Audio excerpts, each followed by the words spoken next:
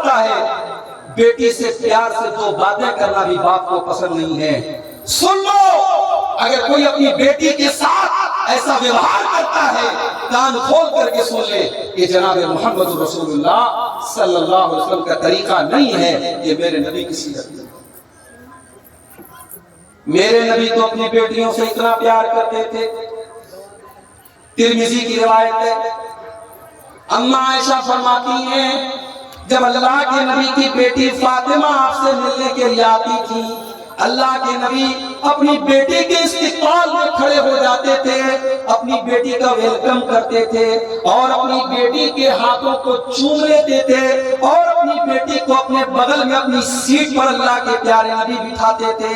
اپنی بیٹیوں سے اتنا پیار کرتے تھے اللہ کے نبی، اپنی بیٹیوں کی آنکھ میں کبھی آپ آنسو نہیں دیکھ پاتے تھے۔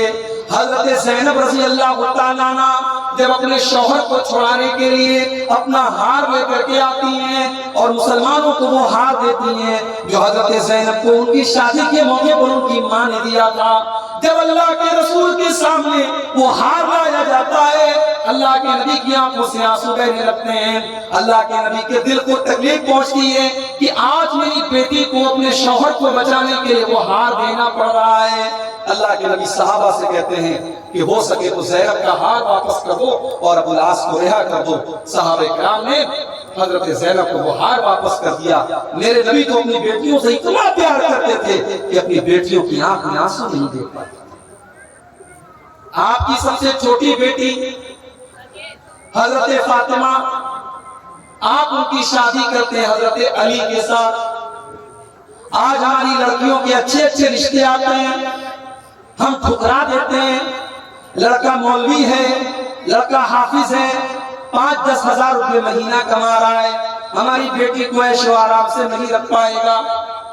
میرے پیارے بھائیوں، کب تک آپ دنیاوی چیزوں کو ترجیح دیں گے اور کب تک آپ دینداری کو پسے پشت رکھیں گے، دینداری کو آپ قربان کریں گے، کب تک آپ ایسا کریں گے؟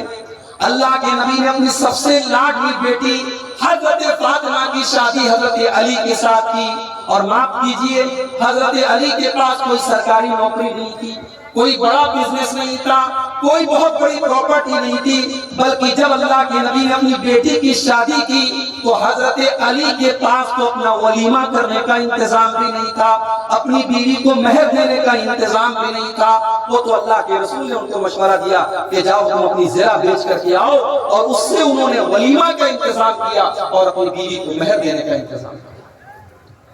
اللہ کے رسول نے اپنی سب سے لاڈلی بیٹی کی شادی حضرت علی کے ساتھ کی، جو پیسے والے نہیں تھے، جو بہت خوبصورت نہیں تھے، بہت دولت مند نہیں تھے، مگر کیریکٹر بہت اچھا تھا، اخلاق بہت اچھا تھا، دیندار تھے اور نبی کے چہتے تھے، نبی کے لاڈلے تھے۔ نبی نے اپنی لاڈلی بیٹی کی شادی حضرت علی کے ساتھ۔ میری پیاری ماں بہن، اگر آپ نے اپنی بیٹی کے لیے کسی راجکمار کو چن کے رکھا ہے، ذرا اس حدیث کو اپنے سامنے رکھنا۔ حضرت فاطمہ حضرت علی کے گھر میں آتی ہیں اور اتنی غربت کی زندگی گزارتی ہیں کہ حضرت علی کے گھر میں نبی کی لاڈلی بیٹی کو چکی بھی چلانا پڑتا ہے، اپنے ہاتھوں سے سارے کام کرنے پڑتے ہیں۔ حضرت فاطمہ کے ہاتھوں پر چکی چلانے کی وجہ سے نشان بھی پڑ جاتے ہیں، ان کے ہاتھوں پر نیل بھی پڑ جاتے ہیں، نبی کی لاڈلی بیٹی اور اس کے ہاتھوں پر نشان پڑ جاتے ہیں۔ حضرت فاطمہ کو پتا چلا میرے باپ کے پاس، میرے ابو کے پاس کچھ غلام آئے ہیں، کچھ نوکر چاکر آئے ہیں۔ حضرت فاطمہ اللہ کے رسول کے پاس آتی ہیں کہ مجھے بھی کچھ نوکر چاکر مل جائیں، مجھے بھی کچھ سہارا مل جائے، میرے گھر کے کاموں میں میرا ہاتھ بٹانے کے لیے کوئی نوکر مل جائے۔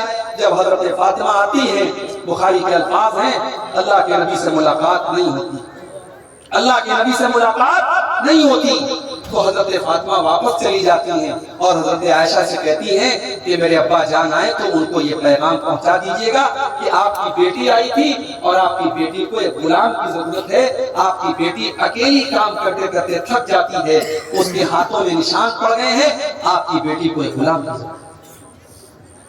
شام کو جب اللہ کے نبی گھر آئے، حضرت عائشہ نے پورا واقعہ کو سنایا۔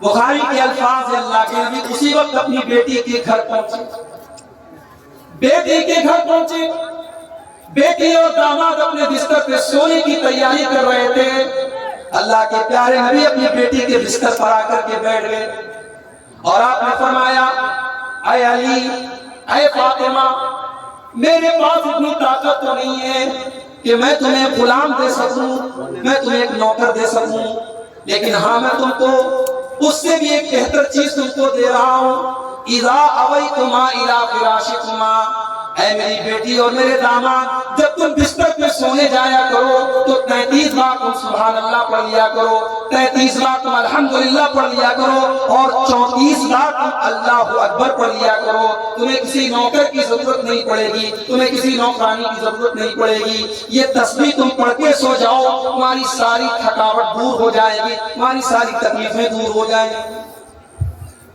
یہ نبی کی تربیت کا طریقہ تھا اپنے بیٹے، ایسے تربیت کی ہے اللہ کے نبی نے اپنی بیٹی۔ میری پیاری ماں اور بہنوں، آج موبائل پر اور ٹی وی پر آنے والے سیریلوں نے ہماری بہنوں اور ہماری نوجوان لڑکیوں کا ذہن ایسا بنا دیا ہے کہ آج انہیں ہیرو چاہیے، انہیں جینس اور ٹی شرٹ پہننے والا اور جم جانے والا، انہیں دنیاوی اعتبار سے خوبصورت لڑکا چاہیے، انہیں دیندار ہونے سے مطلب نہیں ہے، انہیں نمازی ہونے سے مطلب نہیں ہے، انہیں ایمان والا ہونے سے مطلب نہیں ہے۔ آج ہماری لڑکیوں کی نظر اگر ہے تو لڑکوں کی خوبصورتی، ان کی سمارٹنس اور ان کی سرکاری نوکری اور ان کے دنیا میں کامیاب ہونے پر ہے، آخرت کی کامیابی اور دین کی کامیابی کو کوئی نہیں۔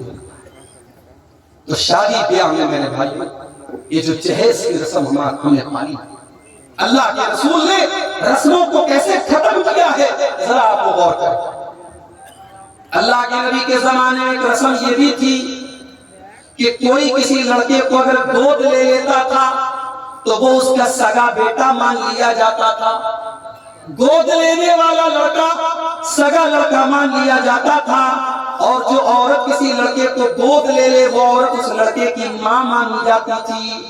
اس کے جو اور بچے ہوتے تھے، اس گود جس بچے کو گود لیا گیا ہے اس کے بھائی بہن مانے جاتے تھے۔ اسلام نے اس رسم کو کنڈیم کیا، اسلام نے اس رسم پر پابندی لگائی، اور اسلام نے اس رسم کو غلط قرار دیا، اور اللہ تعالیٰ نے قرآن کی آیت نازل کی، وَمَا جَعَلَ أَدْعِيَاءَكُمْ، اللہ تعالیٰ نے تمہارے منہ بولے بچوں کو تمہارا سگا بیٹا نہیں بنایا۔ تم نے جس کو گود لے لیا، جس کو تم نے منہ سے کہہ دیا یہ میرا بیٹا ہے، وہ تمہارا سگا بیٹا نہیں ہو سکتا، اللہ کی نظر میں وہ تمہارا سگا بیٹا نہیں ہے۔ اب ذرا غور سے سننا، میں جو بات آپ سے کہنے جا رہا ہوں۔ اللہ کے نبی نے حضرت زید رضی اللہ تعالیٰ عنہ کو اپنا منہ بولا بیٹا بنایا۔ یہ حضرت زید کون تھے؟ یہ بیچارے اچھے خاندان کے تھے، لیکن ڈاکوؤں نے ان کو بچپن میں کڈنیپ کر کے ان کو غلام بنا کے بیچے۔ اب حضرت زید غلام بن کر کے مکہ میں بک رہے تھے۔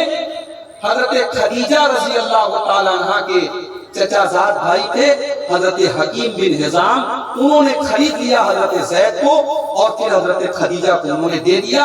پھر حضرت خدیجہ کی شادی جب اللہ کے رسول کے ساتھ ہوئی تو حضرت خدیجہ نے حضرت زید کو اللہ کے رسول کی خدمت میں دیا۔ اللہ کے نبی نے حضرت زید کو اتنا پیار دیا، اتنی محبت دی کہ جب حضرت زید کا سگا باپ اور ان کا چچا جب ان کو پتا چلا کہ ہمارا بیٹا، ہمارا بھتیجا مکہ میں محمد کے پاس رہتا ہے صلی اللہ علیہ وسلم، جب ان کو یہ پتا چلا کہ ہمارا بیٹا مکے میں ایک آدمی کے پاس رہتا ہے، تو حضرت زید کا باپ اور ان کا چچا اللہ کے رسول کے پاس آئے اور کہا کہ اے محمد، ہم اپنے بیٹے کو لینے آئے ہیں، آپ ہمارا بیٹا ہمارے حوالے کریں۔ اللہ کے رسول نے کہا ٹھیک ہے، اچھی بات ہے، آپ زید سے پوچھ لیجئے، اگر وہ آپ کے ساتھ جانے کو تیار ہے آپ شوق سے لے کے چلیں۔ زید کے باپ اور زید کے چچا نے آ کر کے حضرت زید سے پوچھا کہ اے زید، ہم تمہیں اپنے ساتھ لے کر کے جانے کے لیے آئے ہیں، تم غلامی کی زندگی چھوڑ دو، چلو اپنے گھر چلو اور آزاد کی زندگی گزارو۔ حضرت زید جواب دیتے ہیں اے میرے والد اور اے میرے چچا، میں اپنے آقا کو چھوڑ کر کے کہیں جانے والا نہیں ہوں. میرا سگا باپ بھی اتنا پیار مجھے نہیں دے سکتا تھا جتنا محمد رسول اللہ نے مجھ کو دیا ہے. میں اپنے آقا کو چھوڑ کر کے اپنے نبی کو چھوڑ کر کے میں کہیں جانے والا نہیں ہوں. میں رہوں گا تو محمد رسول اللہ کے ساتھ رہوں گا. جب باپ نے یہ دیکھا کہ میرا بیٹا جانے کو تیار نہیں ہے, باپ بیچارہ مجبور ہو کر اس کا اللہ کے رسول اتنا خوش ہوئے. آپ نے آ کر کے مکے میں اعلان کیا آج سے زید میرا بیٹا ہے اور میں اس کے باپ کے جیسا ہوں اور میری پراپرٹی کا وارث بھی زید بنے گا. آپ نے ایسا اعلان کر دیا اور پورے مکہ میں لوگ حضرت زید کو زید بن محمد کہتے ہیں. اب غور سے سنیے گا جو بات میں کہنا چاہتا ہوں. جب قرآن کی یہ آیت نازل ہوئی کہ کسی کو اپنا بیٹا بنا لینے سے وہ سگا بیٹا نہیں بن جاتا, اب اس رسم کو ختم کرنے کے لیے اللہ تعالیٰ نے اپنے نبی کو ایک حکم دیا. حکم یہ دیا کہ اے نبی, حضرت زینب رضی اللہ تعالیٰ عنہ جو زید کی بیوی ہیں, جب زید اپنی بیوی کو طلاق دے دیں تو اے محمد صلی اللہ علیہ وسلم آپ زید کی بیوی کے ساتھ طلاق کے بعد جب وہ عدت پوری کر لیں تو آپ ان سے نکاح کر لیجیے. اللہ کے رسول کو اللہ نے حکم دیا کہ آپ اپنے منہ بولے بیٹے کی مطلقہ بیوی کے ساتھ جو سماج کی نظر میں آپ کی بہو ہے, اپنی اس لڑکی کے ساتھ, اس عورت کے ساتھ آپ شادی کیجیے. کتنی بڑی بات ہے. آج ہمارے سماج میں اگر ایسی کوئی رسم ہو اور آپ سے میں کہوں کہ اس رسم کو توڑ دیجئے تو آپ کی پیشانی پر بل پڑ جائیں گے, پسینہ آ جائے گا آپ کو کہ اتنی خطرناک رسم. اللہ نے اپنے نبی کو حکم دیا کہ اے نبی جب زینب کی عدت ختم ہو جائے تو آپ کو زینب کے ساتھ نکاح کرنا ہے. اللہ کے نبی ڈر رہے تھے کہ میں اگر زینب کے ساتھ نکاح کروں گا تو سماج کیا کہے گا. لوگ یہ کہیں گے کہ محمد رسول اللہ نے اپنی بہو کے ساتھ شادی کر لی, اپنی بہو کے ساتھ نکاح کر لیا. بڑے غور سے سننا میرے پیارے بھائیوں, محمد رسول اللہ نے کیسے رسم و رواج کو ختم کیا ہے. اللہ کے نبی صلی اللہ علیہ وسلم نے حضرت زینب کے ساتھ جب نکاح کیا پورے مکہ میں اعتراض ہونے لگا. لوگ کہنے لگے محمد رسول اللہ نے اپنی بہو کے ساتھ شادی کر لی. لوگ کہنے لگے سارے مسلمانوں کو 4 شادی کرنے کی اجازت ہے, محمد صلی اللہ علیہ وسلم نے 5ویں شادی کر لی. لوگ کہنے لگے انہوں نے دوسروں کے لیے الگ قانون بنایا اور اپنے لیے الگ قانون بنایا. اب اللہ نے قرآن کی آیت نازل کی سورہ احزاب, ما کان محمد ابا احد من رجالکم ولکن رسول اللہ. او لوگو تم میرے نبی پر الزام لگاتے ہو کہ میرے نبی نے اپنی بہو سے شادی کر لی, جبکہ میرے نبی کی اولاد میں کوئی لڑکا نہیں ہے, میرے نبی کسی لڑکے کے باپ نہیں ہے, میرے نبی کی اولاد میں کوئی مرد نہیں ہے. آپ کے لڑکے ہوئے 3 لڑکے ہوئے لیکن تینوں لڑکوں کا انتقال بچپن میں. آپ کا کوئی بیٹا جوان نہیں ہوا, مرد نہیں ہوا. اور اللہ نے کہا کہ محمد صلی اللہ علیہ وسلم جب کسی مرد کے باپ نہیں ہے, ان کی اولاد میں کوئی مرد نہیں ہے, تو پھر ان کی بہو کہاں سے آ گئی. لہذا تمہارا یہ اعتراض غلط ہے کہ انہوں نے اپنی بہو کے ساتھ. মা বোনদেরকে অনুরোধ করি আপনারা জেন না বাংলা বক্তা আছে মৌলানা হাবিবুর রহমান সাহেব সালাফি, যাকে আমরা লম্বু নামে জানি, হাবিবুর রহমান লম্বু নামে আমরা জানি. তো আপনারা জেন না 10 মিনিটের মধ্যে উনি আসবেন, আপনারা ওনার ওয়াজ শুনবেন. খুব ভালোভাবে বাংলা ভাষাতে খুব সুন্দরভাবে ওয়াজ করেন তিনি, আপনারা জেন না. और होटल बंद होने वाला है, जिनको जिनको खाना है जल्द अज जल्द खाने. गौर करें मेरे भाइयों, आप एक रस्म को तोड़ने को तैयार नहीं. अल्लाह के नबी ने ऐसी रस्म को तोड़ा है, पूरा समाज आपका दुश्मन बन गया. मगर अल्लाह के रसूल ने हजरत ज़ैनब के साथ निकाह किया क्योंकि अल्लाह का हुक्म था. मेरे भाइयों, आप अगर अपने आप को अहले हदीस मानते हैं, कुरान और हदीस पर चलने वाला कहते हैं, तो रस्म और रिवाज की इन बेड़ियों को खत्म करो और शादी ब्याह को आसान करो। और मेरी बात नोट कर लो, समाज से बेहयाई और ज़िनाकारी नहीं खत्म हो सकती जब तक हम निकाह के सिस्टम को आसान नहीं करें। अल्लाह के प्यारे नबी फरमाते हैं, इन्ना आज़मन निकाही बरकतन ऐसरुहु मगूनतन, सबसे ज्यादा बरकत वाला निकाह वो है जिसके अंदर सबसे कम खर्च किया जाए। अल्लाह के नबी फरमाते हैं, इदा खतब इलैकुम मिम्मन तरज़ौन दीनहु व खुल्क़हु फज़व्विजूहु, जब तुम्हारे लड़का या लड़की के लिए कोई अच्छा रिश्ता आ जाए, कोई दीनदार रिश्ता आ जाए, तो तुम शादी करने में देर न करो। इल्ला तफ़अलू, अगर तुम शादी वक्त पर नहीं करोगे, अगर अपने लड़का या लड़की की तुम शादी सही टाइम पर नहीं करोगे, तकुन फितनतुन फिल अर्दी व फसादुन अरीज़, तो जमीन के अंदर फितना फैल जाएगा और जमीन के अंदर फसाद फैल जाएगा, जमीन के अंदर बिगाड़ फैल जाएगा। आज बिगाड़ फैल चुका है और आज आप देखें कि कौन सा मुसलमानों का गांव ऐसा है और कौन सा मुसलमानों का शहर ऐसा है जहां मुसलमान नौजवान, चाहे वो लड़के हो चाहे वो लड़कियां हो, वो बदकारी की गलत आदत में न मुब्तला हो। आज हमारे घरों तक बदकारी पहुंच चुकी है मेरे भाइयों, हमारे गांव और हमारे देहातों में बुराई पहुंच चुकी है। हम जब तक निकाह को आसान नहीं करेंगे बुराई खत्म नहीं हो सकती। हमारे नबी हमारे लिए नमूना है और नमूना आप हर एतबार से। आप जब बिजनेस करें, व्यापार करें, नौकरी करें, पैसा कमाने के लिए आप घर से निकलें, पैसा कमाने के लिए भी अल्लाह के रसूल आपके लिए नमूना है। आप आजाद नहीं हैं कि आप ब्याज का पैसा भी अपने घर में लेकर के आए, रिश्वत का पैसा भी आप अपने घर में लेकर के आए, शराब बेच करके आप पैसा कमाए। नहीं, पैसा कमाइए, बिजनेस कीजिए, मगर हलाल तरीके से कीजिए। सूद और ब्याज की रकम अपने घर में मत लाइए।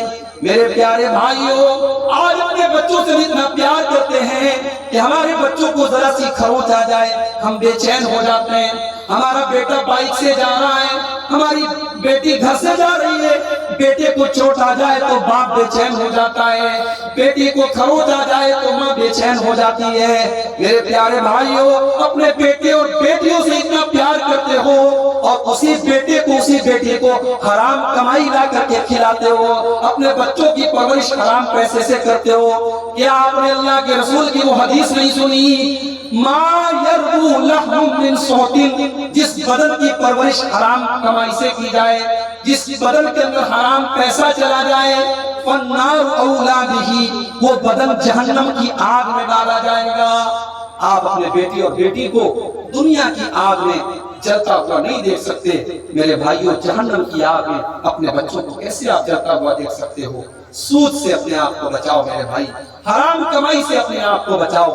याद रखो, कल कयामत के दिन हमसे सवाल किया जाएगा कि हमने पैसा कहां से कमाया और कैसे कमाया।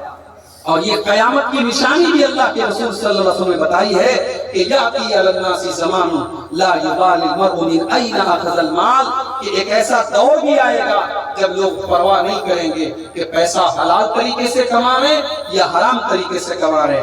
मुझे लोगों ने बताया कि इस इलाके में सूद का रिवाज भी बहुत तेजी से बढ़ रहा है। लोग सूद की रकम खा रहे हैं और उसको सूद समझ भी नहीं रहे हैं। मेरे भाइयों, सूद सूद है, ब्याज ब्याज है। हम उसका नाम बदल करके इंटरेस्ट रख दें, हम उसका नाम बदल करके कुछ और रख दें, लेकिन ब्याज ब्याज रहेगा, शराब शराब ही रहेगी, ज़िना ज़िना ही रहेगा। नाम बदल देने से कोई हराम चीज हलाल नहीं हो जाती। तो अल्लाह ने फरमाया, लक़द काना लकुम फी रसूलिल्लाहि उस्वतुन हसना, तुम्हारे लिए अल्लाह के रसूल की जिंदगी बेहतरीन नमूना है। हमें और आपको आज इस पहलू पर गौर करने की जरूरत है कि हमारे नबी क्या सिर्फ नमाज में हमारे लिए नमूना है, क्या सिर्फ रोजा में हमारे लिए नमूना है? जी नहीं, हमारे रसूल अकरम सल्लल्लाहु अलैहि वसल्लम जिंदगी के तमाम मामलात में हमारे।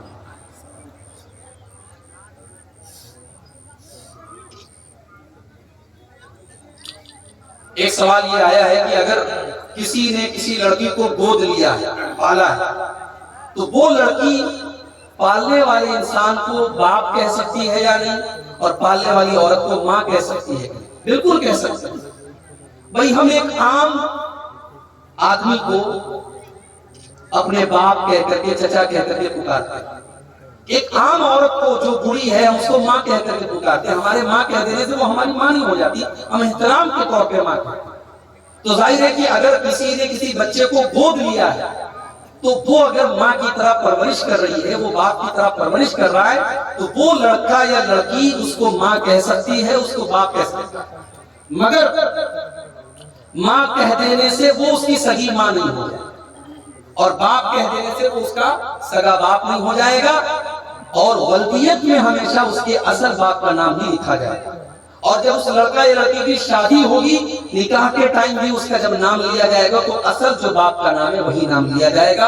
اور سرکاری کاغذات بھی جب بنوائے جائیں تو کوشش کی جائے کہ اصل والد کا نام لکھا جائے تاکہ کسی طریقے کی غلط فہمی نہ ہو. اسلام نے اس پر بڑی سختی سے زور دیا ہے کہ ولدیت کسی کی تبدیل نہیں ہونی چاہیے, جو جس کا باپ ہے اس کے اصل باپ کا نام ہی اس کے ساتھ لینا چاہیے. اور یہاں ایک بات اور بھی یاد رکھیں کہ اگر کسی نے مان لیجئے کسی بچے کو گود لیا, اب پہلے سے اس کے کچھ لڑکے یا لڑکیاں ہیں, اب اس نے جس بچے کو گود لیا اگر اس کو دودھ پینے کی عمر میں دودھ پلا دیا, یعنی وہ بچہ یا بچی 2 سال کے اندر اس کو گود لیا اور اس کو دودھ پلا دیا 2 سال کے اندر, تب تو وہ سب آپس میں بھائی بھائی بن گئے, بھائی بہن بن گئے.